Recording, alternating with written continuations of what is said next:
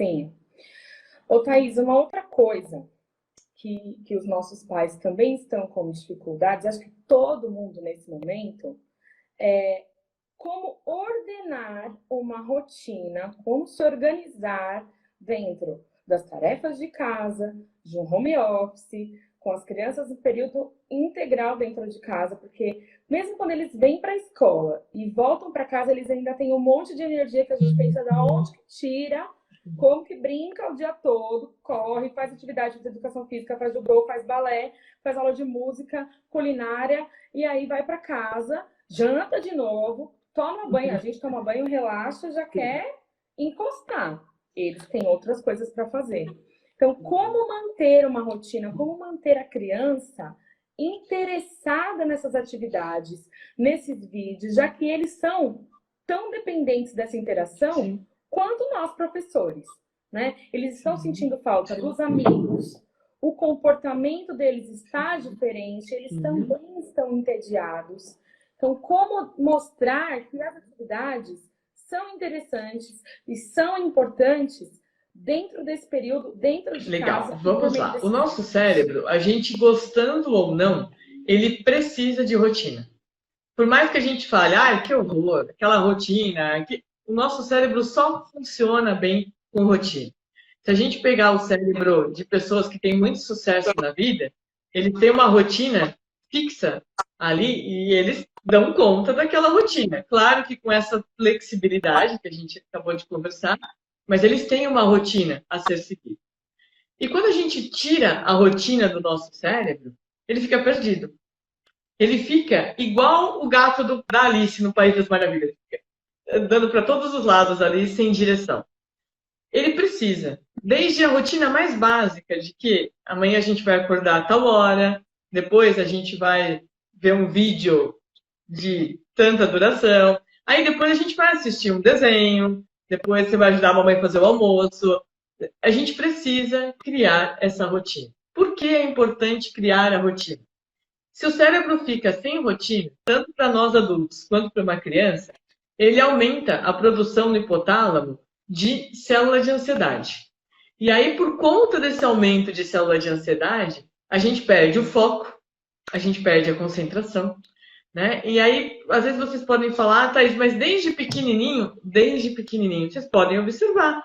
O filho de vocês, assim que aprende a falar e montar uma frase, eles viram e falam, o que a gente vai fazer amanhã, mãe? Eles precisam saber disso, eles precisam dessa organização. E muitas vezes a gente fala, sei lá o que eu vou fazer, amanhã é sábado, não quero nem saber, eu tenho horário o dia inteiro.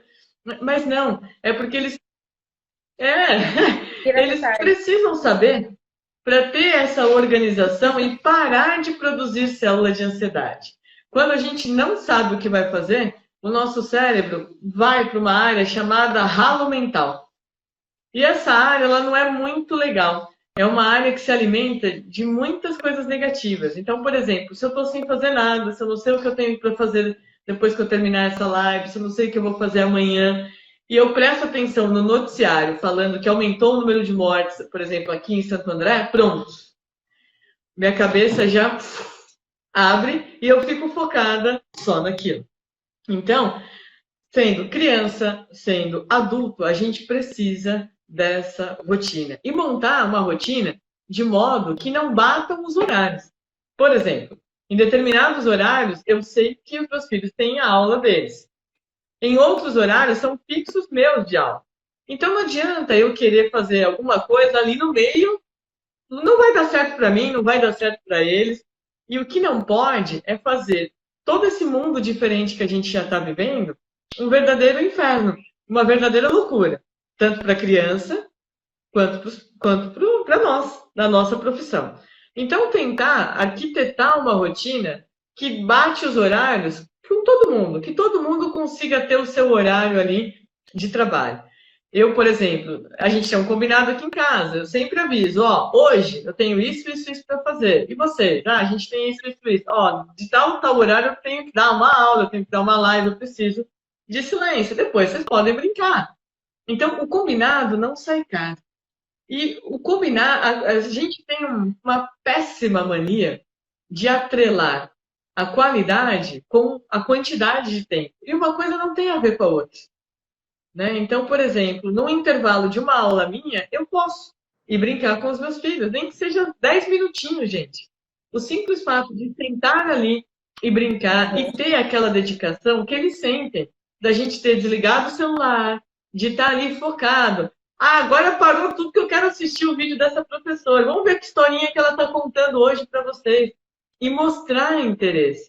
A partir do momento em que eu vejo quem eu amo, meu pai, minha mãe, que são minha segurança, assistindo e gostando daquele Deus que eu admiro por demais, que é o meu professor que está na escola, nossa, isso daí não tem preço, gente. Isso é o que tem de melhor para formar esse vínculo da aprendizagem. Então, é uma oportunidade única para nós pais podermos colaborar com a aprendizagem dos nossos filhos. Quando eles crescerem, lá na frente, eles vão lembrar desse momento. E a gente tem que tomar um cuidado muito grande de como eles vão lembrar, porque a gente lembra as coisas de duas maneiras, ou de maneira positiva, ou de maneira negativa. Então, tentar lembrar da melhor maneira possível. Ah, a minha mãe assistia as aulas comigo, eu sentava no sofá, a gente colocava a transmissão da televisão para ficar grandão a minha pro ali na televisão. Então, isso ajuda muito. A partir do momento em que eles sentem que o pai e a mãe estão ali com eles, pronto. Isso fortalece por demais o ganho de aprendizagem. E para nós pais é muito legal. É muito importante saber que a gente colaborou, né, num momento tão único e tão difícil que a gente está passando, com a educação dos nossos filhos. Afinal, somos pais, né? Eu sempre falo, às vezes na escola eles passam um período de alguns anos, mas eles são nossos filhos para o resto da vida. Então, é muito gostoso a gente poder colaborar com essa educação nesse momento. Lá na frente, por menor que sejam as crianças de vocês, vocês vão poder pensar quando falarem de uma quarentena. Eu colaborei, eu ajudei, eu fiquei ali, nem que fosse aqueles minutinhos ali por dia, que não é a quantidade, é a qualidade. Não adianta ficar 6 horas com um chinelo em cima da mesa falando para o filho, presta atenção, olha lá, o que a professora falou? Não adianta.